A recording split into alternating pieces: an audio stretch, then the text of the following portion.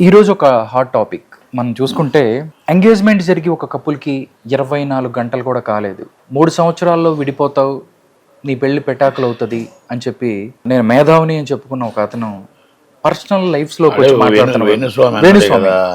వేణుస్వామి నిజంగా సార్ ఒకటే మాట అంటాను. ఓకే, మీరు చెప్తుందిగా నేనేమంటున్నానంటే, మూర్ఖుడు, అజ్ఞానుడు, అది జాతకం అనరు, బ్లాక్మెయిలింగ్ అంటారు. బ్లాక్మెయిలింగ్ అంటారు, అంతే. జాతకం కాదు అది.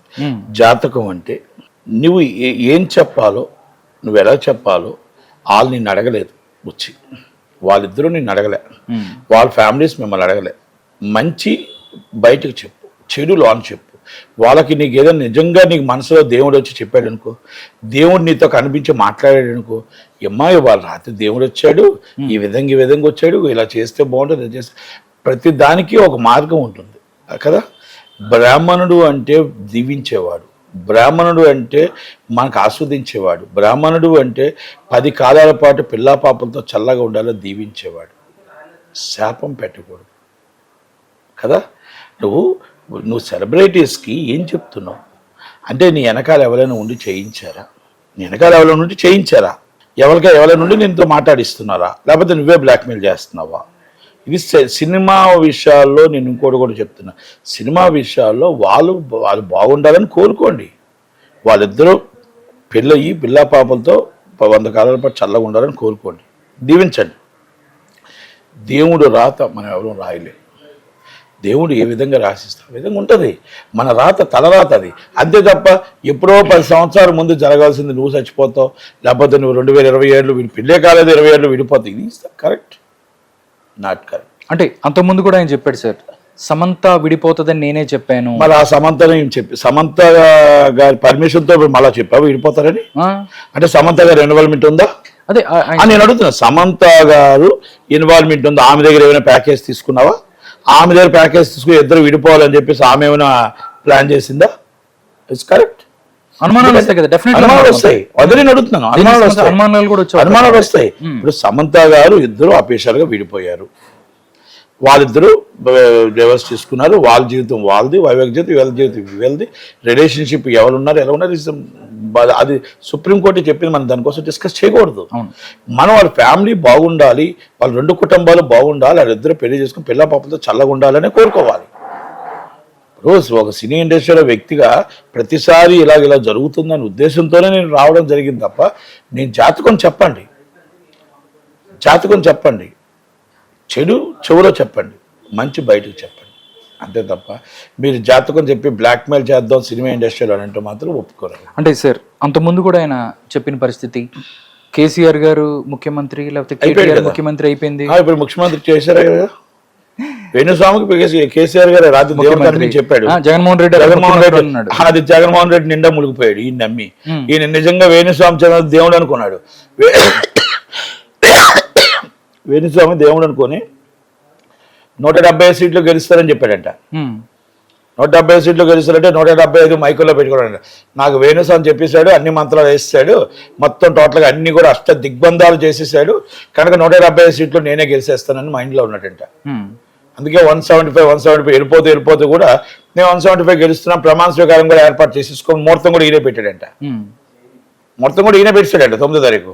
అంటే అసలు నేను జాతకమే చెప్పను, అది కాదు, అంటే ఎలక్షన్ తర్వాత చెప్పినందుకు ఎంతమంది సూసైడ్ చేసుకున్నారు, బెట్టింగ్లు వేసి మొత్తం డబ్బులు పోగొట్టుకున్నారు. అలాగే ఆయన ఆల్రెడీ పరిస్థితి, ఆయన పరిస్థితి ఏంటో ఆయనకు అర్థమవుతుంది. జగన్మోహన్ రెడ్డి ఇప్పుడు వేణుస్వామిని నమ్మి జగన్మోహన్ రెడ్డి ఇప్పుడు ఎక్కడున్నాడో తెలియదు. అంటే ఎలక్షన్ జగన్మోహన్ రెడ్డి కోసం చెప్పొచ్చుగా, ఆయన మరి ఇప్పుడు ఎప్పుడు జైలుకి వెళ్తాడు, ఎప్పుడు మళ్ళీ చీఫ్ మినిస్టర్ అవుతాడు, మరి అవి చెప్పొచ్చుగా. ఆయన జాతకం చెప్పమాను, పోనొద్దు వేణుస్వామి జాతకం చెప్పమాను, వేణుస్వామి ఫ్యామిలీ జాతకం చెప్పమాను. ఈయన ఎప్పుడు బతుకుతాడు, ఎప్పుడు దాకా చచ్చిపోతాడు, ఎప్పుడు ప్రాబ్లమ్స్ వస్తాయి, ఎప్పుడు సుఖపడతాడు, ఎప్పుడు మొత్తం టోటల్గా గన్మ్యాన్లోనూ బౌన్సర్లు లేకుండా ఉండగలుగుతాడో చెప్పమాను. అది ఎందుకంటానంటే, వ్యక్తిగత జీవితాలు వైవాహిక జీవితాలకు వెళ్ళకూడదు.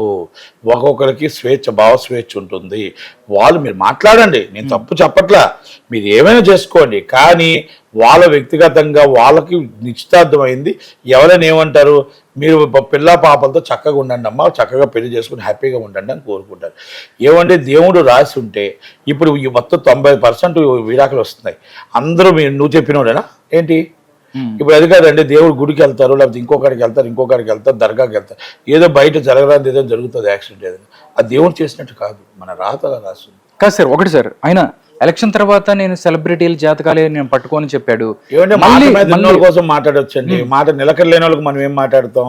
నేను ఏమడుగుతున్నా సార్, ప్రభాస్ అది కాదు, బ్లాక్ మెయిల్ చేస్తున్నావా, నీకు ప్యాకేజ్ అందిందా సమంత గారి దగ్గర నుంచి? సార్ నేను ఒకటే రెండో విషయాలు అడుగుతా, సమంత గారు నీకు ప్యాకేజ్ ఇచ్చారా, లేకపోతే నీకు బ్లాక్మెయిల్ చేస్తున్న వాళ్ళని?